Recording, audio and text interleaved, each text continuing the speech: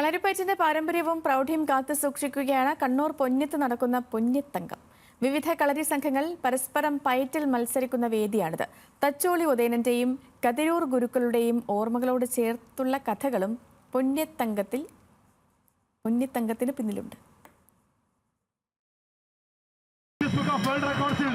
സ്വന്തം നാമധേയം അടയാളപ്പെടുത്തിയ അതുല്യനായ പോരാളി ഹരികൃഷ്ണനും സംഘവും ആണ് അടുത്തത്. പൊന്നത്തെ ഏഴരക്കണ്ടത്തെ ഈ ചുവന്ന മണ്ണിലേക്ക് തച്ചോളി ഉദയനും കതിരൂർ ഗുരുക്കളും അവസാനമായി അംഗം കുറിച്ച ഈ മണ്ണിലേക്ക് ഹരികൃഷ്ണനും സംഘവും. കടത്തനാടിന്റെ കളരി പാരമ്പര്യം കൈമോശം വരാതെ കാക്കുകയാണ് കണ്ണൂർ പൊന്ന്യം ഏഴരക്കണ്ടത്തെ പൊന്ന്യതങ്കം. കേരള ഫോക്ലോർ അക്കാദമിയും പാട്യം ഗോപാലൻ സ്മാരക ക്ലബ്ബും ചേർന്നാണ് കളരിപ്പയറ്റിന്റെ ഈ വേദി ഒരുക്കുന്നത്. Now it has become one of the biggest festival in the Kerala for promoting martial arts. This is the land where martial arts being promoted by the government and by the local people. In this land has a rich history. We call this land as a Evarakandam. From this land, Tacholi Odanan was killed by the disciple of Kadirur Gurukal. It was in Malayalam month Kumbam.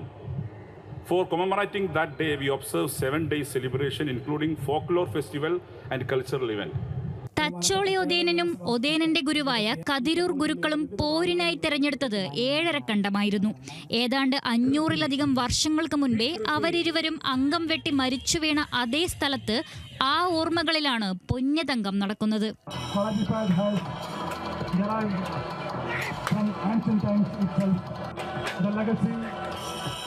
And the pure form of martial arts is just like our life, especially in Edarakandam. നെയ്യഭ്യാസങ്ങളും വാൾപ്പയറ്റുകളും ഒക്കെ ഉൾപ്പെടുത്തി ആയോധന മുറകൾ കാണികൾക്ക് മുന്നിൽ ഓരോ കളരി സംഘങ്ങളും മത്സരിച്ച് അവതരിപ്പിക്കും. വിവിധ ദേശങ്ങളിലുള്ള കളരി സംഘങ്ങൾ വിവിധ ദിവസങ്ങളിൽ തട്ടിലേറി അംഗം പയറ്റും.